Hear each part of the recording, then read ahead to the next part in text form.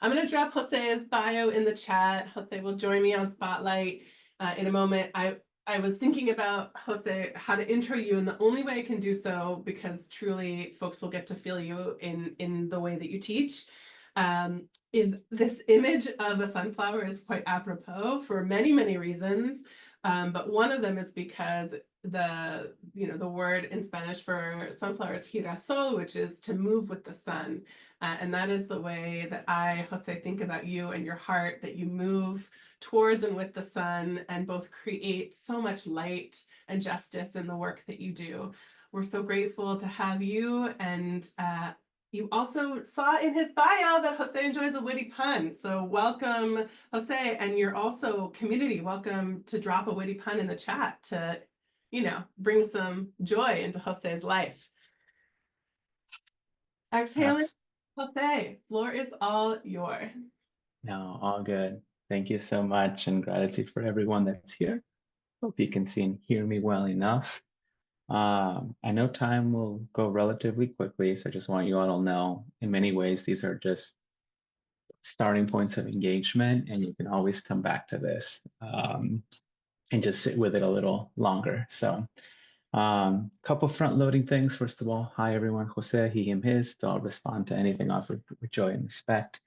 Um, I usually live in the traditional ancestral stolen lands of the Nisenan, southern Maidu, Miwok, in what is currently Sacramento, as well as I do work in the East Bay of California, which is Ohlone territory. And when the invitation to kind of create, the simplest you can have is a piece of paper and a pen. Like, you might be at an office and that's all you need, but really it's up to you kind of what creative materials you have with you. So, you get to choose. I will do pencil and pen just kind of for simplicity to kind of show you that you can create as simple as with what you have at hand. And then in terms of creating, I got some slides that I'll be sharing with you all as kind of, I call them invitations and orientations. I'll probably have one or two dedicated in which I'll stop and say, let's take a minute to like draw it in. Having said that, as I'm speaking or presenting a slide and something comes to you, like, use that time to also it's almost like illustrative note taking rather than writing the word. Is like, I invite you to like draw it out kind of thing. So note that. And you can draw, of course, whatever calls to you. And I will be inviting you into at least three, there'll be at least three invitations that will be grounded around fire, river, water, and kind of the earth. So kind of like mycelial mushroom connections. So put that in there as well. Yes, past, present, and future all work in the bar. It was intense. Love it. The puns are arriving. All right, so let's start with this. I'm going to start by reading a favorite little passage that I enjoy. This you all got as kind of as part of the invitation, so I can come back to this. It's really about how we're using the language of ecology and in nature in relationship and service to social justice, and kind of you'll see what that means. Got the notes of create with, and here's the reading.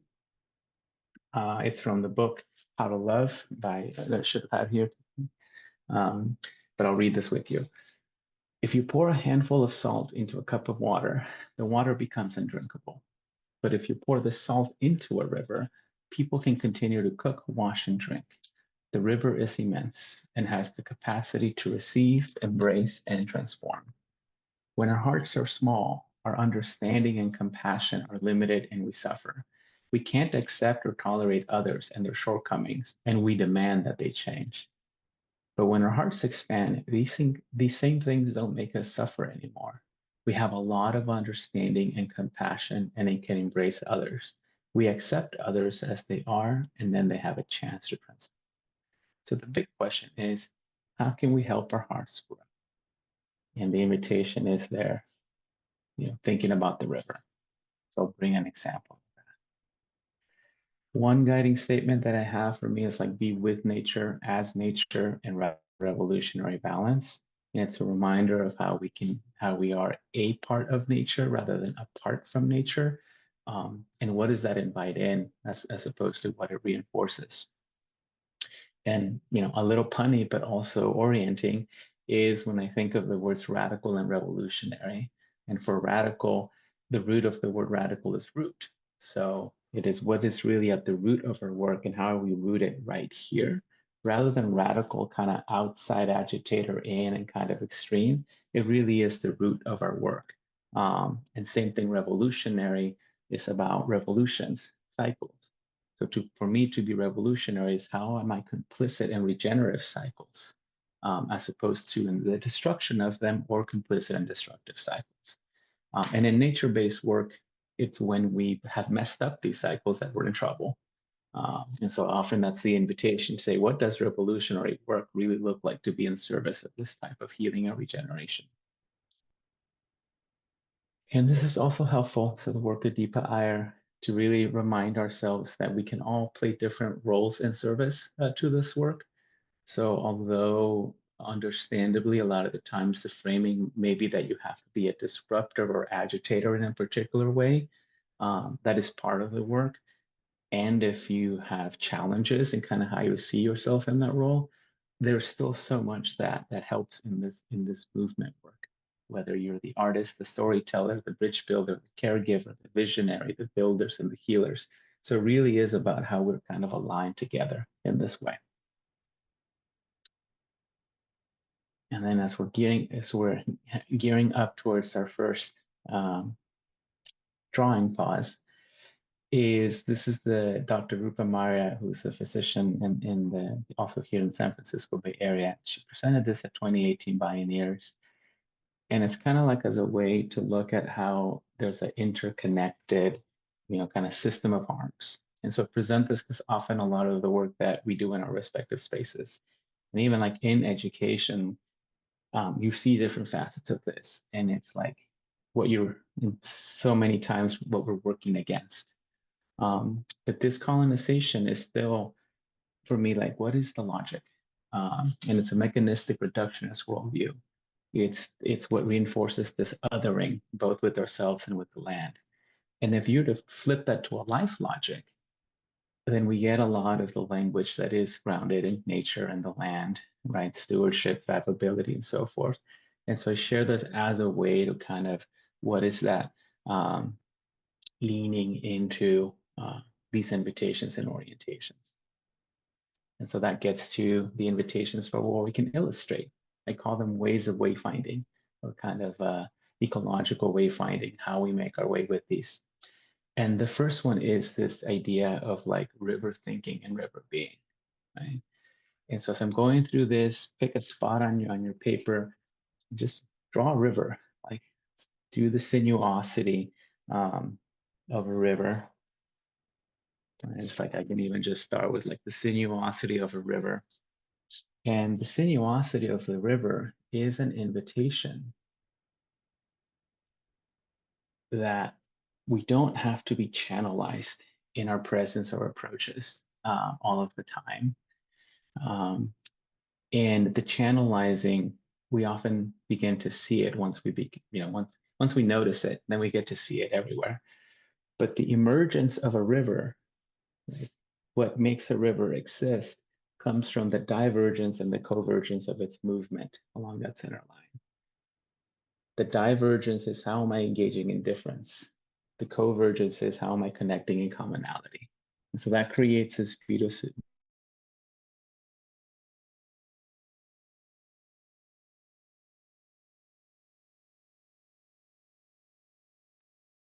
Hey, Jose, we may have lost you.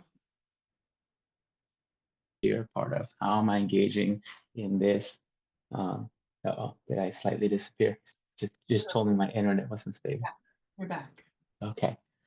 I see. That's weird. It should be fixed. It should be in a good spot, but technology is still technology. So yeah, so the invitation, whether it's in a relationship, in a project, in a team, in an organization, to support the work of belonging rather than othering, is that reminder of how am I engaging in commonality, engaging in difference, and also connecting in common. And so that's the invitation of the river, right? To be able to say, how am I practicing river thinking and river being? How to engage with difference in others, in others to create that.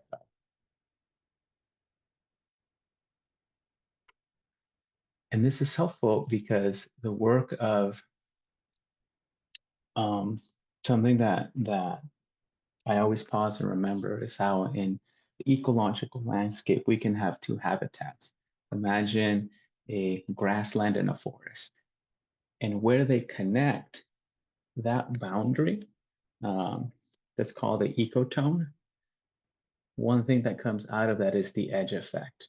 And the edge effect is that there is abundance in that boundary, abundance even much more so than the respective habitats.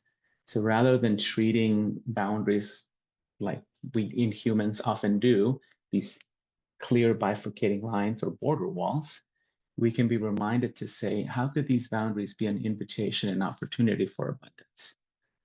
And you can see this work both in boundary spanners in terms of network impact work.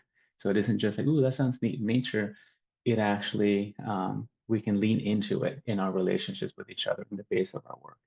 So here's a poem that I wrote, like a little poetic reminder.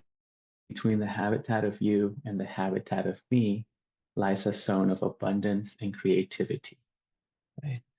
And so as we're drawing our river, a riparian zone where the river kind of meets the forest, that riparian zone is an ecotone.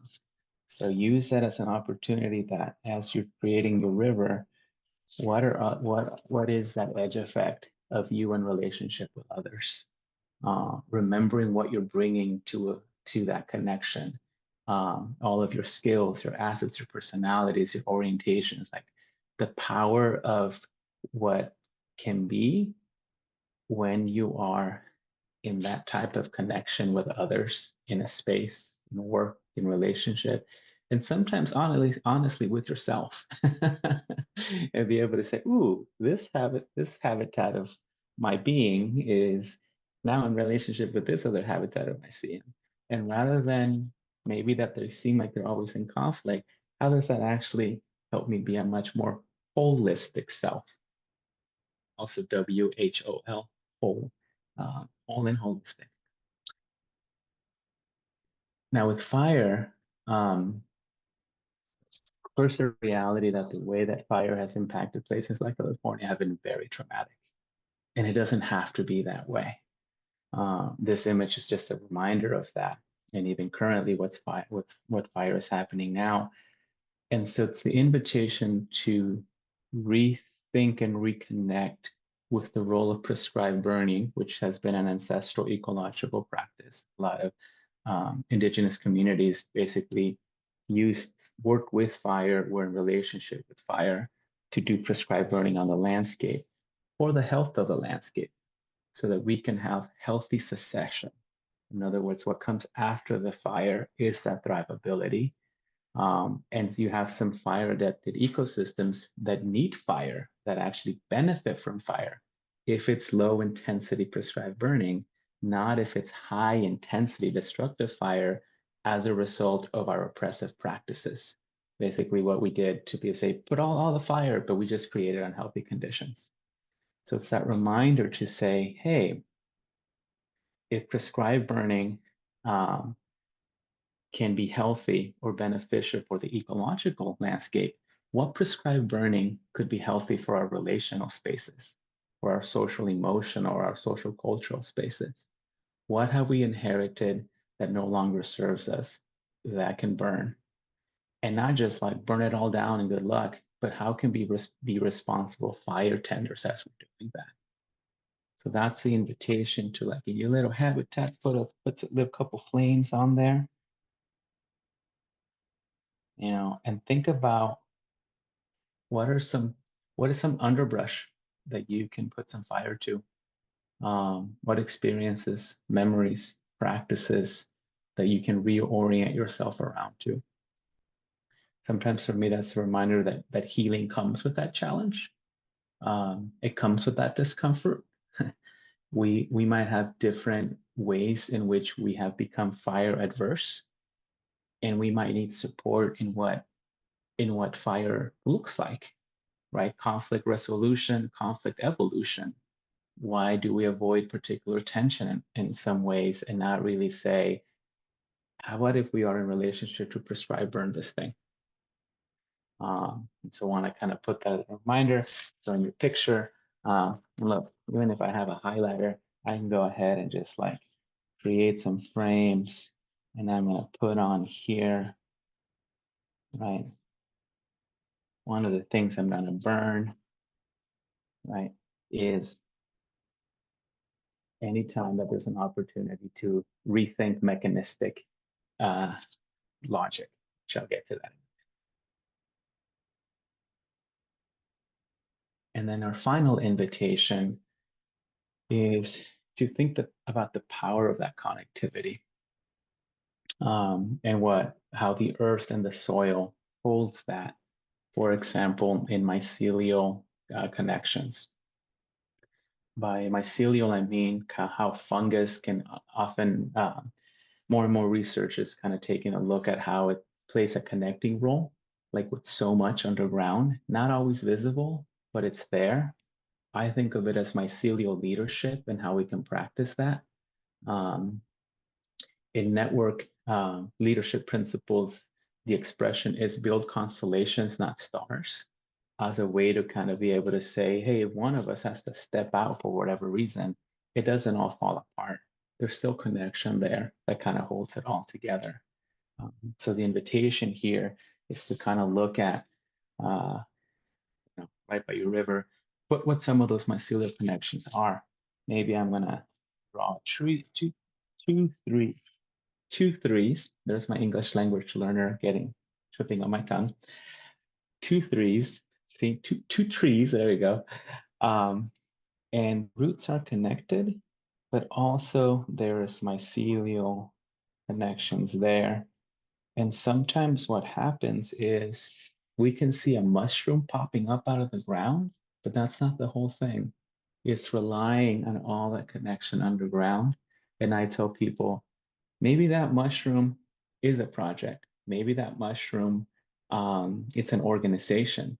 The mushroom exists, but it didn't just pop out of nowhere. It's relying on this thrivability of connection in there.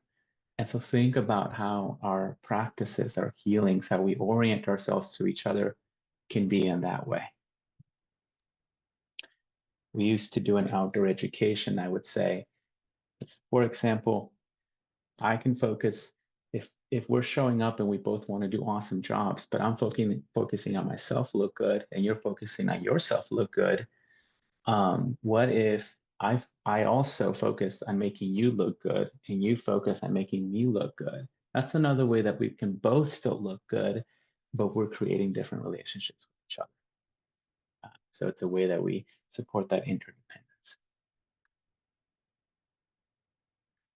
And so as you're doing your little illustrations, like with the river and little notes and reminders of how you can practice river thinking and river being, as you have your little areas that you're prescribed burning, you're creating that invitation to fire. I actually have a blue highlighter, so that works for my river. And as you're also you're drawing in what those mycelial connections look like and how all of these different habitats, where they connect, they're an invitation to rethink boundaries.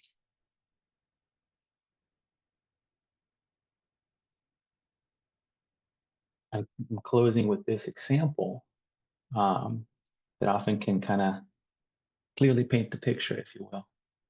And so think about if you've ever heard the expression, your team is functioning like a well-oiled machine, or some variation of that. And that it's intended to be like, good job, right? You're doing great, keep it up. You're being efficient, you're being productive. And yet that's an example of reductive mechanistic thinking in terms of how to relate with each other. So what if instead of you heard or you shared with each other, your team is functioning like a well-nurtured meadow, or your team is functioning like a thriving meadow.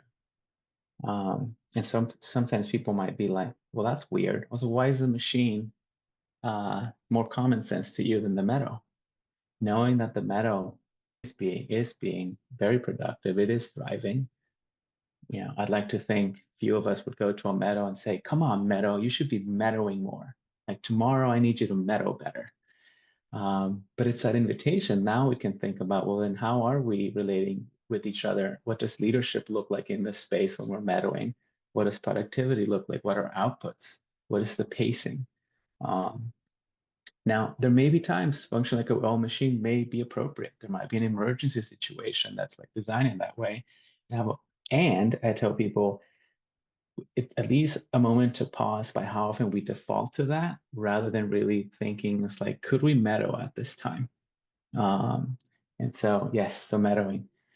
And my favorite pun. So this is the metaphor as an example for as one example of that reminder, right? But they're good invitations to then kind of look at what that can look like. I will pause here because that's what I have. And I know that we can take a few minutes, I think, as Leora may ask for both questions, but also if you want to show us, like if you want to bring up and kind of show us what some of your illustrations are, or even like take one or two examples to talk about. Yeah, and thank you all. I know I have to transition, but I hope this was an invitation to return and sit with it. And that it takes practice and work, just to be clear. It is one thing to like, say I'm gonna prescribe burn this and then realize, oh, this is gonna need a lot of work because nobody's touched this for a long time. Or like, ooh, I have to figure out how this discomfort is actually growth-oriented discomfort as opposed to discomfort in a way that can lead me to more harm. And so just want to note that in the reality, and also gratitude for all the work you do, because you are part of the thrivability. It's the what we're fighting for just as much, if not more so, as what we're fighting against. So thank you so much, and I look forward to connecting with you all again.